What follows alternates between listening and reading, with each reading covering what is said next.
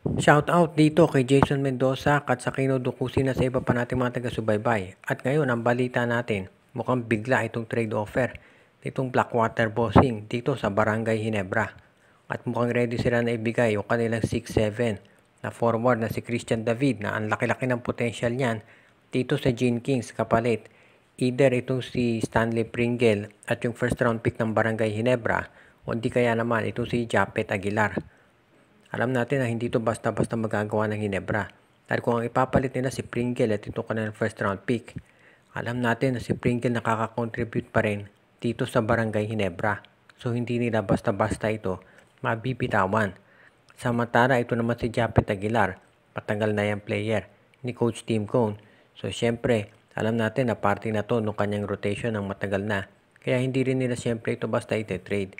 Pero kung ang kapalit naman si Christian David, mapapaisip ka talaga. Dahil ito si Christian David, alam natin, ang taas ng potential nito bilang 6'7 forward. Pero itong inside at outside game. At kung bibigyan ng pagkakataon, mahahasa ito ni Coach Tim Cone. Magiging parang Calvin Optana ito. So ito ngayon ang kinakailangan pag-isipan nila. Plus bata pa to kumpara kay Japet. So sa ngayon, ito namang Blackwater, kaya nila gustong gawin yung trade na yan. Dahil mukhang ang gusto ng MVP group ay manalo na. At willing sila na kunin ito si Japet o kaya si Pringle para makakuha ng mga veterano at may dadagdag doon sa kanilang lineup.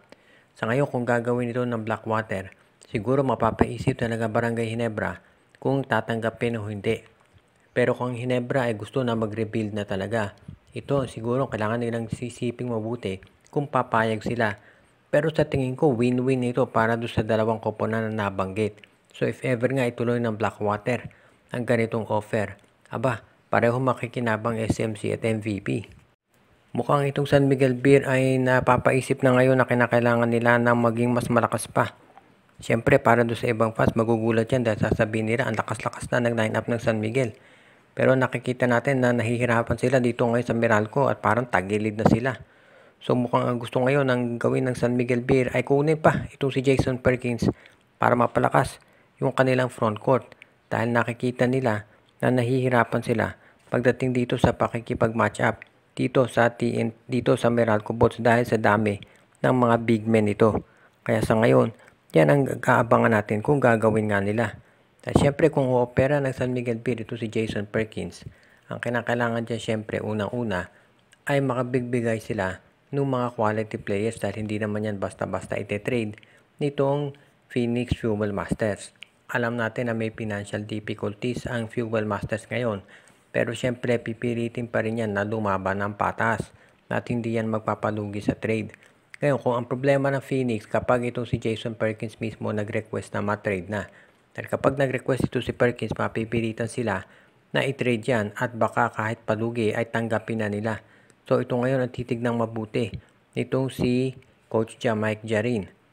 So far nakikita natin itong SMB. Susubukan niyang kunin nito si Perkins at kung hindi mako si Perkins ang free agent na si Troy Rosario.